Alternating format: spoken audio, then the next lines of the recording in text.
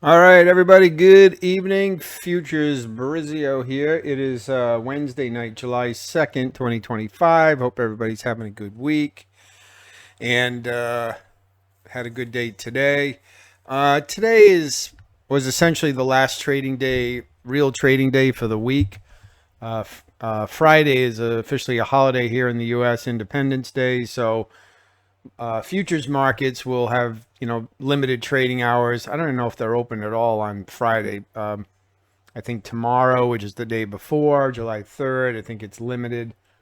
I don't know exactly, but either way, the volume will be very low the next couple of days, probably almost non-existent on Friday. So I don't foresee taking any trades the rest of the week.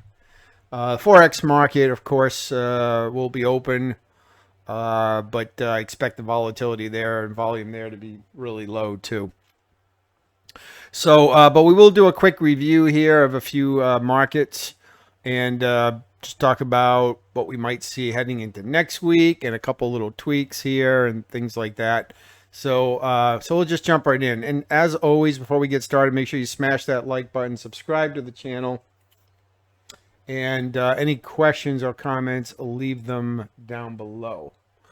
All right, so we'll just jump right in and start with futures. Okay, so the last couple of videos, I was using the stochastic oscillator, which again is an old oscillator. There's 1,000,001 people that have used it. It's been around for decades and decades. So nothing great. It's not a unique indicator at all, but it does have some usefulness in terms of entering trades in the direction of the trend, re-entering as I talked about. But remember that any indicator is only good as your analysis of the price action. So market structure and price action is far more important than anything the oscillator is telling you. It's just a timing tool, that's all, at least the way I use it. So you can see it here on the screen, and you can see it looks a little different because I made a couple of tweaks. Let me open the settings here, and you can see what I did.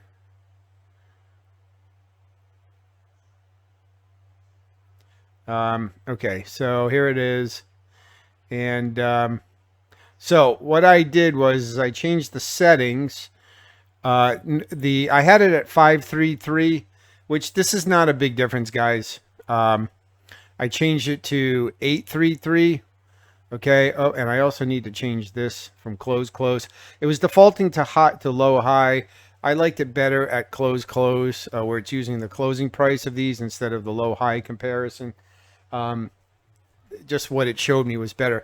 The other thing is I removed the signal line from it. You can see that's why it only shows one line in here, because all I'm basically looking for in terms of re-entry of trend is to see, in a case of a downtrend, to see price cross from above this 80 line, that's this upper band, and to cross back through the 80 line, okay, to potentially set up a short entry, and in a long to have it cross back up through the 20 20 line here. So, and I still have the midline right here at 50. Okay. All right. So I just changed that. And again, guys, there's no magic to this. There's no setting that you're going to find that's going to be perfect in every market condition. I certainly do encourage you to, tweak and play around with settings depending on what time frame and what asset you're trading, because the oscillator is not universal. And I did have it set on 533 the other day. It's at 833 now, which slightly slows it down. It's really a coin toss, to be honest. I just like playing around with the settings and comparing signal differences. But again, if we look at this is 10-year yields, and you can see we're in a downtrend, from back here. So if we just go and what I'm looking at here is the oscillator, and coming out from this area above. In this case, we're only looking for sells. So we look at this oscillator as it breaks through the 80 line, and that's where we're looking for our short positions. So if you look, I'm going to put the crosshair on the oscillator at where it breaks, and then you can just look up on the price chart and you can see. So there's an entry there. We had a weak entry here, and this one may have been a loss depending where your stop loss was. Okay, because you can see there was two signals here to go short, and both of them ended up, going back where the correction had not ended. So these were false signals, but then we finally got the real signal over here. So that was a good entry. Okay, there was another entry here. This one maybe would have been a loss again, depending where you put your stop loss. If you put it up above the previous swing, you were good. You would have had a little drawdown. But if you did get stopped out, you had another entry here. And then we had this one here, which I probably wouldn't have taken anyways. This is really weak. But either way, that one probably, again, may have been a loss depending where your stop loss was. If you had your stop loss above this high, you'd be okay. But again, all depends on stop loss value. But this one's good. This again is more of a corrective move down. And then we had this one was good. Okay, and then so this one is where things potentially shifted. Now, on futures, I like to go out to a 4-hour chart and look for my structure on futures on a 4-hour chart. So if we go out to the 4-hour on this pair, on this asset, I kind of look at this area right here where you see this horizontal line as the last major swing that led to this low. Now we do have this little swing right here, but on the 4-hour, this is only a one candle swing. Whereas you can see these other corrections where price made new lows, we had at least 2 or 3 candles on this 4-hour chart. So I don't really count this one. And so I kind of drew this in here. Now, if we go back to the 1-hour based on that, we can see that potentially, and I always say potentially because we don't know. And again, we have price action leading into a holiday period that may not be reliable.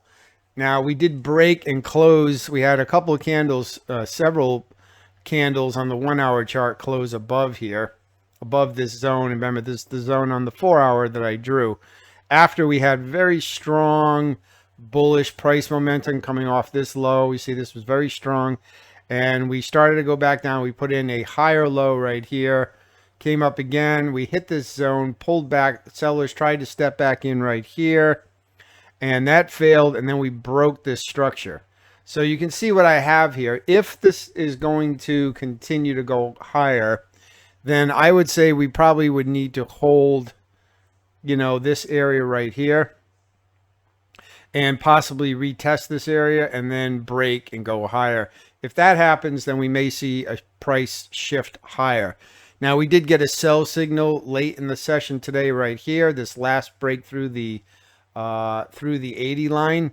And, you could take this because this price action right here maybe was just a liquidity sweep above these highs, and that this is just eventually going to turn and roll and go back down again. So I did not take this mainly because the volume was pretty thin today. But, again, we had this break right here below the 80 line. And we had, what is potentially a liquidity sweep here above these highs right here. This wasn't super strong break, so it is entirely possible this rolls over and keeps going down. So again, if we're going to have a new uptrend form, then I would obviously want to see price hold this 1-hour structure and smash back through these highs above this line. And then to me, that would confirm an uptrend has started. But if this, continues to break lower and we come down here and start taking out this, especially this little structure low right here, then the downtrend probably will continue. So, this pullback is, if this is just a pullback, is really aggressive. Look at all these strong bull candles coming off this low. We don't usually see that on these pullbacks, where, a sustained kind of straight up move like this, and then a higher low put in, and then another shift. We do get these kind of 3-legged corrective moves. Like we had this one here, went up, came down, put in a higher low, went up a little higher, and then broke down. And then technically we had that here too, right? Where price went up, tried to come back down, then snapped back, made a new high before the downtrend started. So it's not like that hasn't happened. And I guess you could say it happened right here too, right? Put in this low, came up, tried to go lower here, snapped back, and came up, made a new high before the downtrend continued. So it is possible that this is just going to roll and keep going down. But this is pretty aggressive. And also in these previous pullbacks, we never really challenged the previous structure area. Like when we had this one right here, the previous structure area was way up here or even up here. We never got even close to that. This time we've broken that previous structure area, which to me is this area right here. Okay. This is the previous structure, is what I drew on the 4-hour chart. So that's why this is a little different. Okay. So the bottom line with 10-year yields is kind of at a critical stage for this trend. If we break through that horizontal line and take out that recent swing high, then I think that certainly suggests higher prices or yields on these 10 years. If we take out this long wick structure area here, then probably this is just a liquidity sweep and prices will continue down. And again, there was a sell signal here, but again, this was at the end of the day today, the last few hours of the session. And, I don't really put a lot of into that. It's just a weird time of day. So we'll have to see what happens. So let's keep an eye on yields if you trade that and see what happens. Okay, so soybeans and corn, I think we have seen a turn on both of those. So this is corn. We'll start with this. And you can see, again, I pop out to the 4-hour chart. You can see this was the last major pullback. So I drew out this structure right here, which on the 1-hour chart is, I just kind of captured these wicks right here on the 1-hour chart. And that's where I drew it. And so, but I visualized that swing area here. This is clearly multiple candles. It's not like these little areas right here where there's only like one candle. This is a pullback. And again, on the 4-hour chart, and you can see price went down. It did technically put in a new low, but then you can see this very aggressive price action. It barely put in a new low. This buyers clearly stepped in right here. And then let's go back to the 1-hour. Buyers clearly stepped in. You see this long wick on this low that was put in. And then price went up. The sellers tried to come back in and then got stopped cold right here. And then wham, we had, 5 or 6 hours of just straight up price action that smashed through this structure area. So I don't think there's any way you could deny this is a bullish shift. And so my thought on this is that basically now I'm going to look for some kind of pullback, the oscillator to hopefully come all the way back down here to about the 20 level. Okay. And then, see some price action that takes it back higher again. And obviously price would follow. We'd see price maybe come back and retest this breakout area, right? Previous resistance now acting as support. It may not come all the way back down there. But, let's just say it comes back to this area and then we see the oscillator kind of tune in with that and then, cross back through the 20 level and that's it. Now, sometimes you get super strong price action and price may pull back, but you may only see the oscillator maybe perhaps pull back to just below the 50 line, which is why I leave it. And that's okay. I mean, obviously from a risk to reward standpoint, I'd love to see it come down further, below the 20 line. With the setting of 833, it should do that. I mean, it shouldn't take, it's a pretty sensitive setting. So it should do that even with a modest pullback. But, if the buyers are really strong here, perhaps we only get a pullback to around the 50 line. But again, we want to see strong bullish price action in addition to that oscillator turning up. Okay. So that's corn. And I would say that this is soybean, almost a carbon copy. Again, 4-hour chart. We've got this structure level here led to this low. And then, we have price that came down here. Buyers did step in here. And you can see we just, this is probably from yesterday too. This is like 2 days of price action. And we kind of watching this. Price came up to here. The sellers, you can see, tried to step in here. You look at the oscillator, kind of pulled back. but it never even got below the 80 line, and it just snapped and went up again. So this is very strong price action. And you can see I drew this arrow in before this last action. You can see I was hoping to see a pullback before that, and you can see where I drew this. This was earlier today before the last 2 or 3 hours of the session. We never got that, and unfortunately that can happen when you get these really strong breakouts. Now on a shorter time frame, maybe I would have seen, something worthwhile here in terms of a pullback, but on this hourly chart, we never got that. Okay, and price just went up. But, at some point, price will pull back. We're not going to just get a straight hockey stick up. At some point, price will pull back. And so I am ultimately still hoping to see a pullback. Again, hopefully down to the 20 line or below. And then, see that bearish price action. And then snap back higher and with the oscillator turning back north and having, again, a bullish confirmation here. Let's just look, just for a laugh, to look at this area here to see maybe if we would have gotten a buy signal somewhere in here on a shorter time frame. So if we go to a 15-minute chart, we've got this line as the kind of the demarcation point of when this uptrend started. So here it is here. And you can see even on a 15-minute chart, we did not get any appreciable pullback on the oscillator. So that just shows you, very strong price action. But the bottom line is for corn and soybeans, I'm looking at higher prices. But I would want to see a pullback of some kind before I would think about joining. You don't want to catch a falling knife or jump on a moving freight train, whatever analogy you want to use. Wait for a pullback, get a better risk to reward ratio. All right, then lastly, natural gas. So again, pop to the 4-hour chart. We do have this structure area sitting up here where I have this rectangle drawn. Okay, we go back to the 1 hour. We did put in this low right here. Okay, now we went up. These are, all this equal high stuff. This usually is broken. This is like, retail trap where retail sellers, when price gets up to these equal highs, they try to sell off of this level. That doesn't usually work. And in this case, it did not work. Because you can see price came up to this level. You can see people were trying to sell right here. See this indecision candle right here. All right. And so it did not work and price came back down, retagged the line, and then started going back up. All right. So this one's at an interesting place too. We certainly could see like an ABC, like a 3-wave correction and then have this roll over and go back down.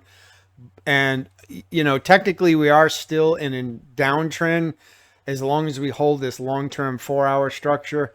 But so you could either just wait and see, what happens. You could just wait and not trade it and let price get up here and see if it can smash through this zone. And then we would probably have a change of direction.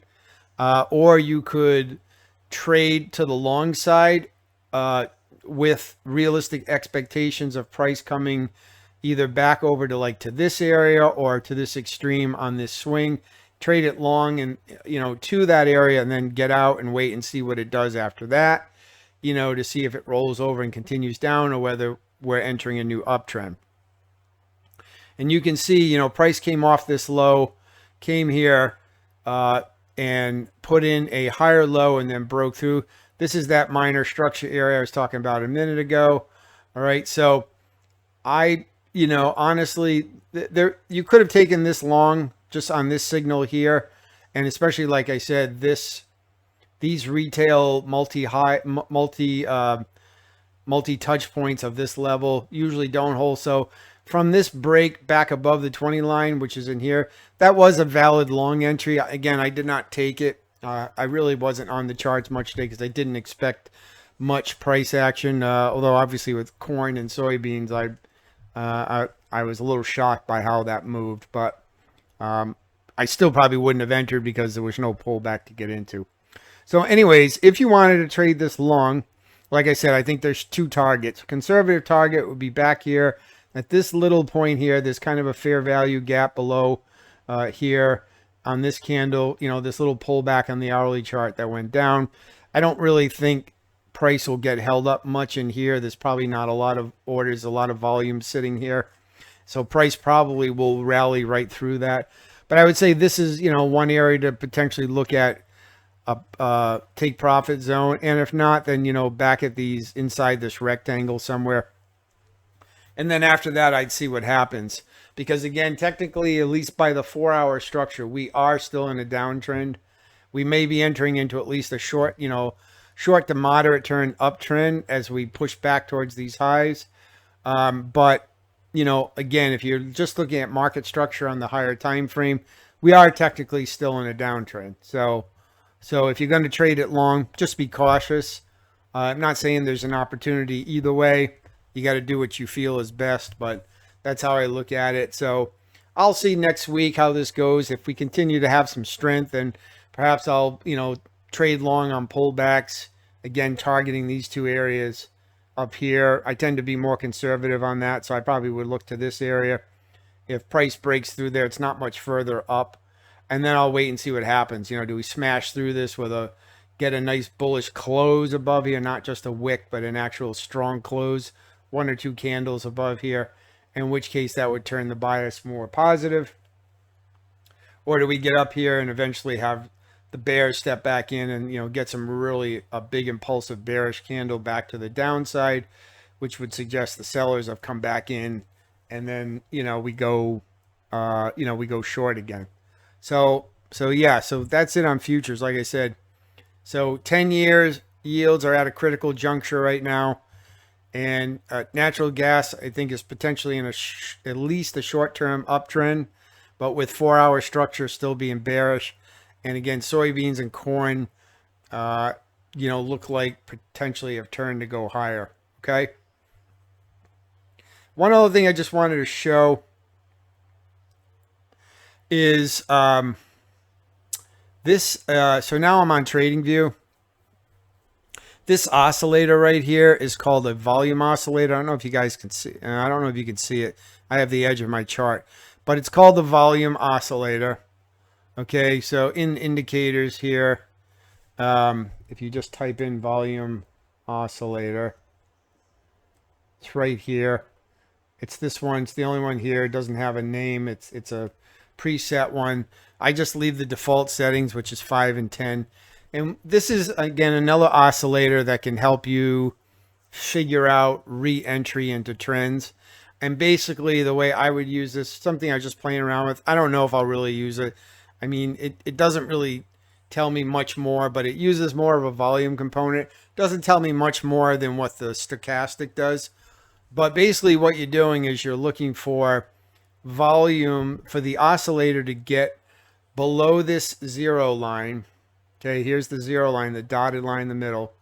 Okay, and when the oscillator crosses back through the 0 line, that means volume is picking up, and that is potentially a re-entry into the trend. Okay, so if we look at this downtrend, let's just start over here from where you can see on my chart.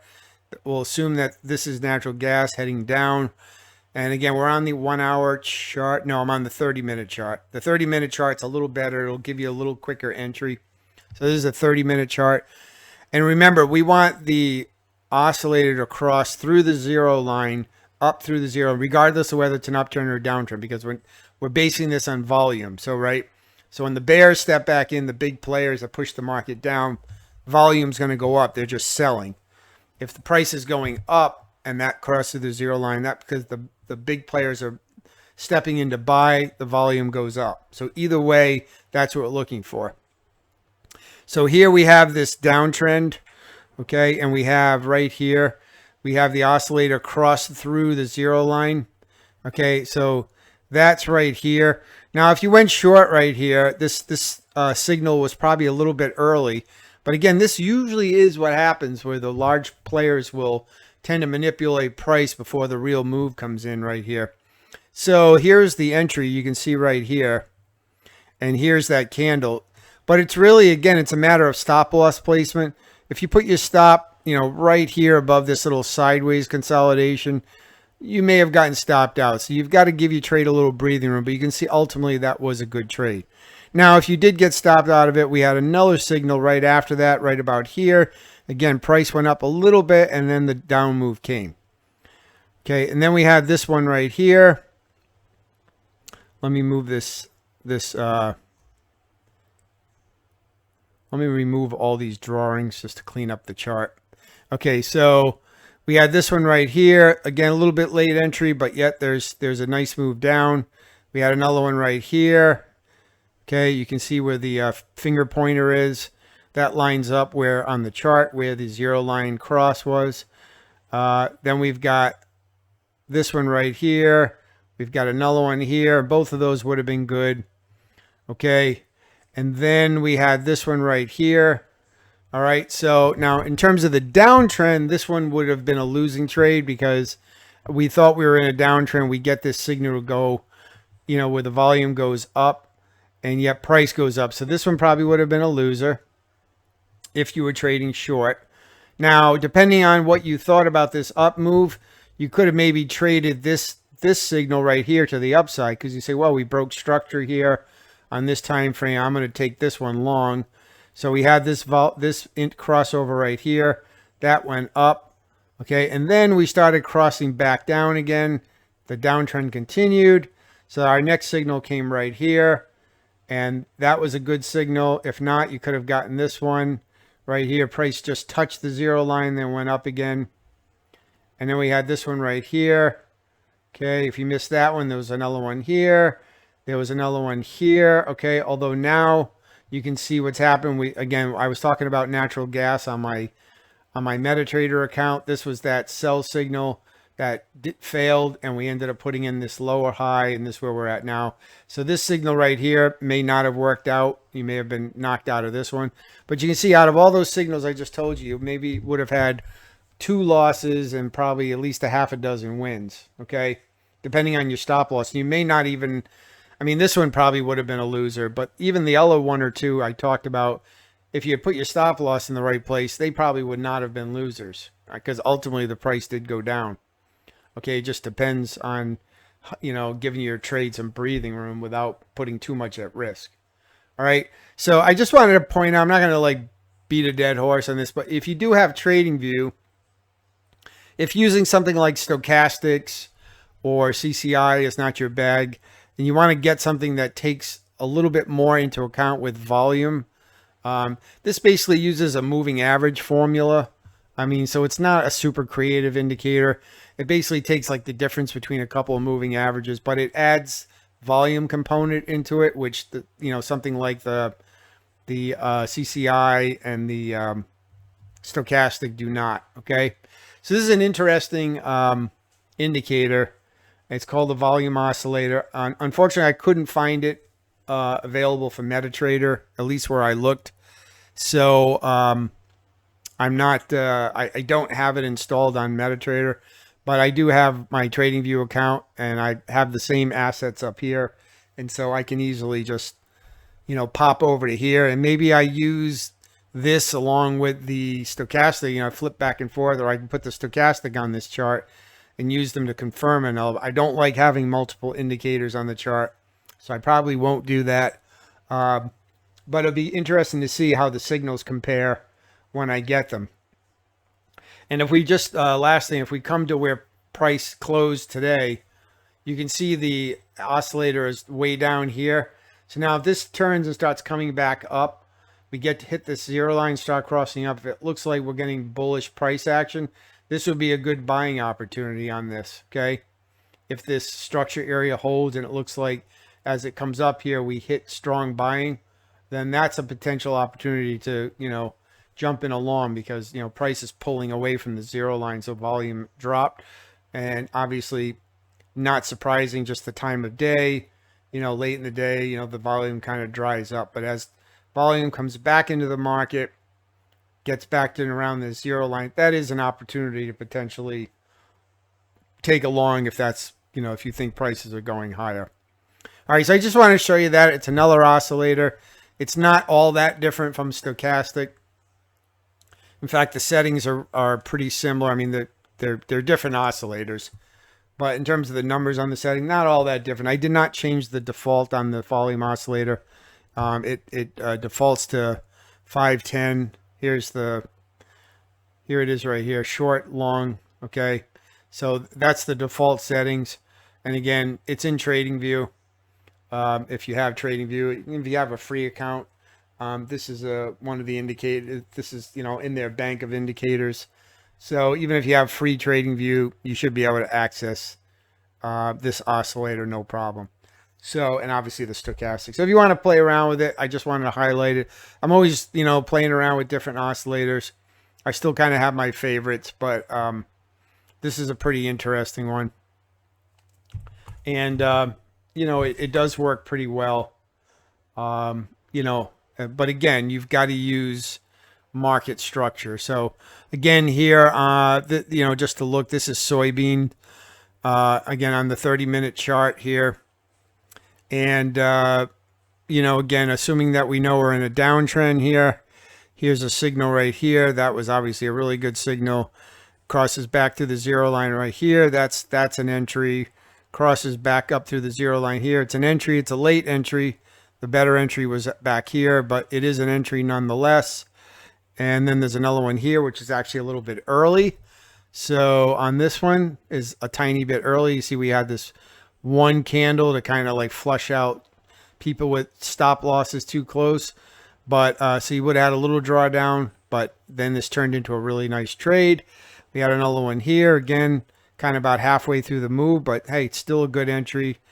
I don't know about this one. I mean, technically it was okay, but price never got below, so I probably would have skipped that one. Then there was one here, and then we kind of start to see price start to potentially change direction. So, over in here, again, it depends, do you want to take this as a short signal, resumption of the downtrend, in which case this would have been probably a loser. And then, we had this one here, that this was a good signal if you wanted to go long. Okay, but if you wanted to go short, it actually might not have been a bad signal to go short, as long as you could hold through this drawdown, because it ultimately did go down again. So again, this is where, the overall market structure is important. And then here was the shift we had in direction to go up. So we did have this signal to go short right here. That one probably would have been a loser. We did have one other one right here. This would have been your last valid sell signal right here to go short if you had taken this one. I mean, I guess if you were monitoring it, but realistically, you probably would have maybe broke even on this one. Price then changed direction, so now we're looking for longs. Okay, we technically had a signal right here, very weak, or we had one, and then we had this one right here to the long side, and again, price went up. So again, what we're looking for now is the oscillator to come down, some kind of pullback in price, have the oscillator turn and break back through the zero line. And assuming this uptrend is going to continue, that would be a potential place to get back in long. Okay. Anyways, I don't want to beat a dead horse. Volume oscillator. And again, on MetaTrader, just using a standard stochastic. I just took the signal line off and just using the main stochastic line. Okay. So, again, you don't have to use any of these indicators. You can just use pure price action. But the indicators, especially I like oscillators, because if you can set them properly, they really can help guide you on when re-entry into the trend is potentially setting up. But understanding they're not foolproof, nothing is, and you're never going to get the perfect setting. And at some point, you are going to get a change in direction. And, that last signal you got is going to be wrong because price is switching and going back the other way. But hopefully before that, leading up to that, you can have multiple positive signals that lead to winning trades that you can either build on. If you got in short over here, and then the next signal you get, you're still holding on to that original position. You get in to another short right here. On this signal, price comes up again. You're still holding now two shorts. Maybe you get into a third one right here, and you're just compounding the move down and just stacking your wins. Okay.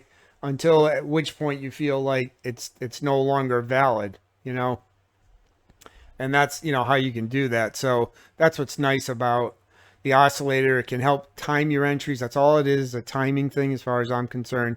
It's not meant to be used in a vacuum.